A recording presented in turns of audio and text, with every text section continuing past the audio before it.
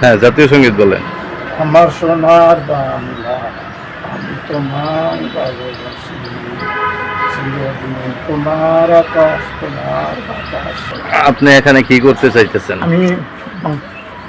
আমি এখানে আসছি বাংলাদেশ যে গাজীপুর জেলা মহানগরের আওয়ামী লীগের যে অফিস, সেই অফিসের কী অবস্থা আপনি একটু ভিডিওর মাধ্যমে একটু দেখান দেশবাসীকে।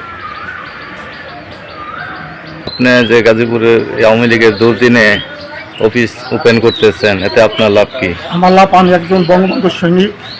আমি চাই সারা বাংলাদেশে বঙ্গবন্ধু যে আদর্শ আদর্শিত হোক।